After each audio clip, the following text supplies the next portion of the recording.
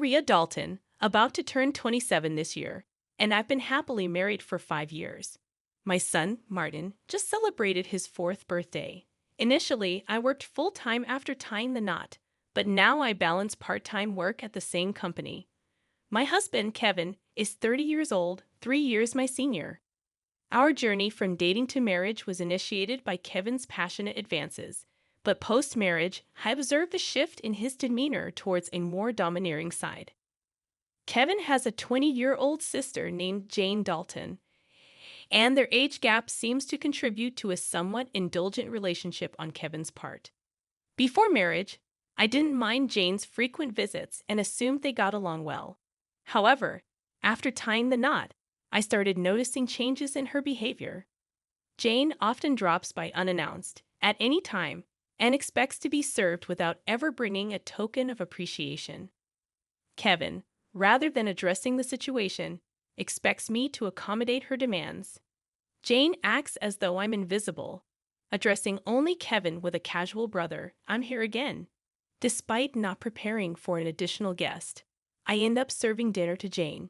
Kevin, instead of understanding, blames me aloud, insisting I should have been more considerate. Despite Jane's verbal apologies, it's evident she relishes Kevin's preferential treatment. Left with leftovers, I prepare my own meal while Kevin and Jane continue their chat on the sofa, leaving the dining table messy. They never acknowledge Martin or me, treating us more like hired help than family. One evening, as I'm about to take a bath with Martin, Kevin interrupts, loudly instructing me to buy a cake for Jane.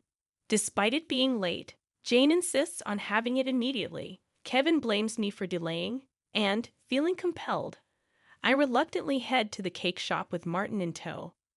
Overhearing their conversation, I learn they're criticizing me for being inconsiderate and questioning the decision to marry me.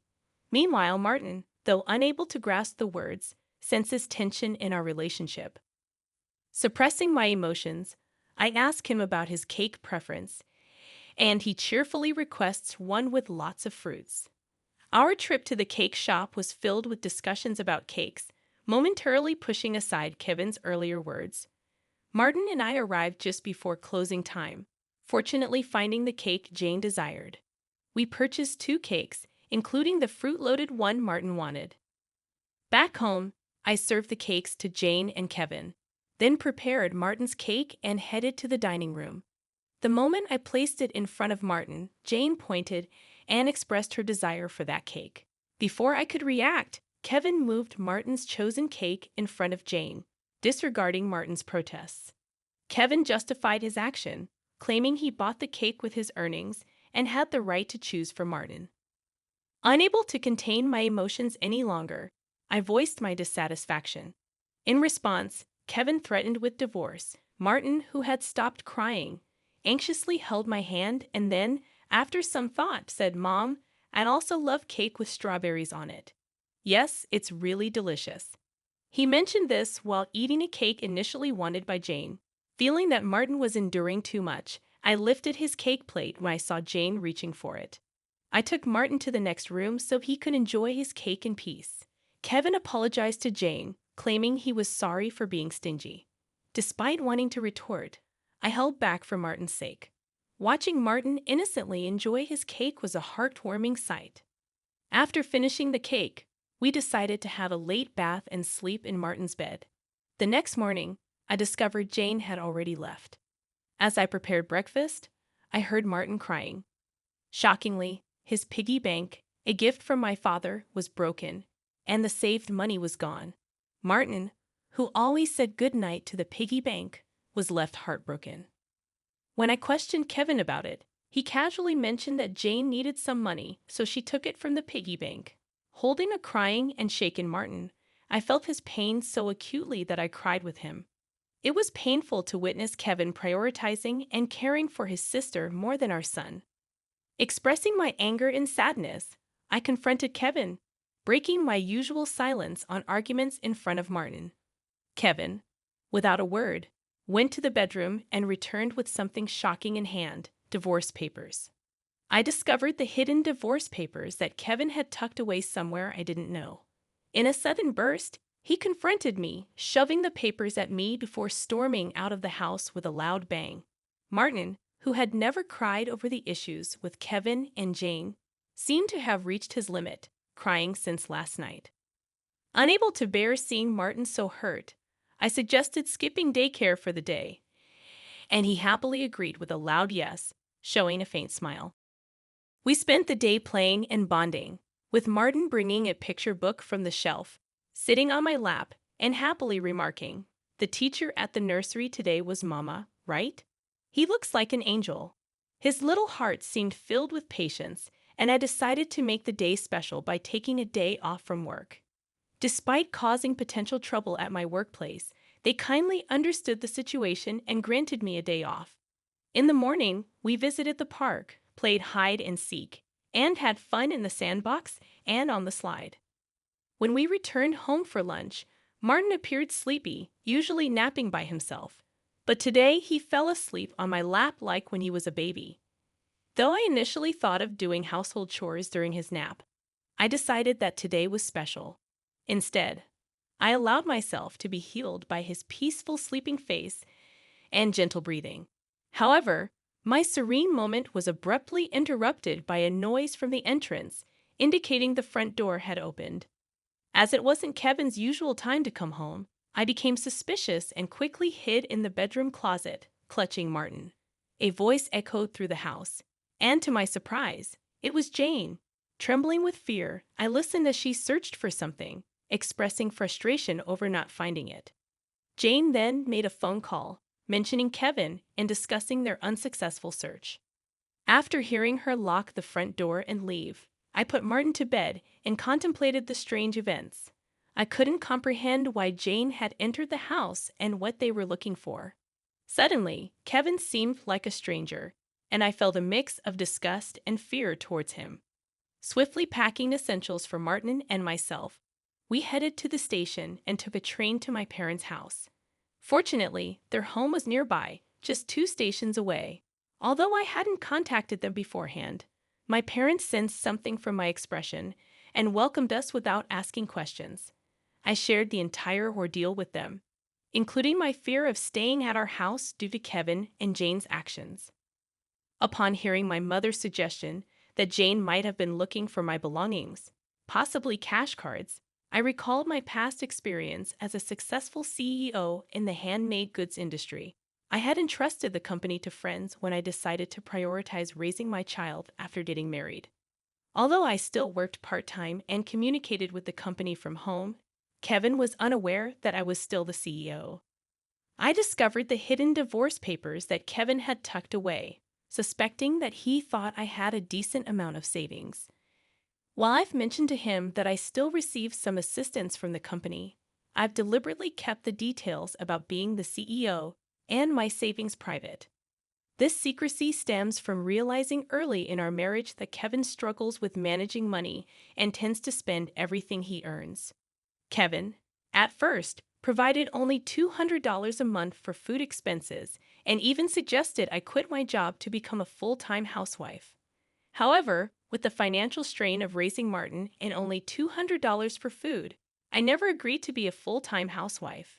Eventually, he reluctantly allowed me to work part-time, and to ensure I wouldn't consider divorce, he had me sign a post-marital property waiver through a lawyer. Since Martin's birth, I've used my savings for his nursery fees and clothes, as I've only received $200 for food. I've never asked Kevin for additional funds beyond the food budget, leading him to believe I have savings. Considering Jane's apparent need for money and Kevin's perception of my financial situation, they might be searching for my cash cards. I have a separate savings account dedicated to Martin, with a portion of my salary directly deposited into it each month. Despite their search, they won't find the cash cards, as I always carry my valuables. However, there's still an unsettling issue. Jane might be entering our house even when we're not there, and Kevin may be allowing it. Following my father's advice, I decided to store my valuables, including the cash cards, in my parents' safe.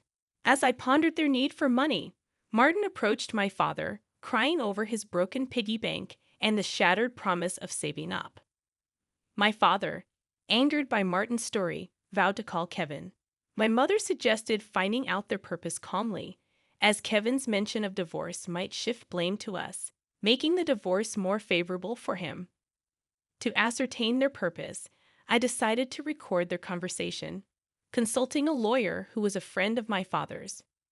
Returning home, I began cooking dinner, keeping my phone screen down to record secretly. Kevin arrived home, surprising me by immediately asking about my cash cards. When I questioned him, he gave vague answers, attempting to deceive me. When I remained silent, Kevin grew agitated and demanded all my part-time money for his sister. Refusing, I explained it was from Martin's savings. In response, he angrily pushed the signed divorce papers toward me, declaring that I was living off his money and didn't need to save for Martin.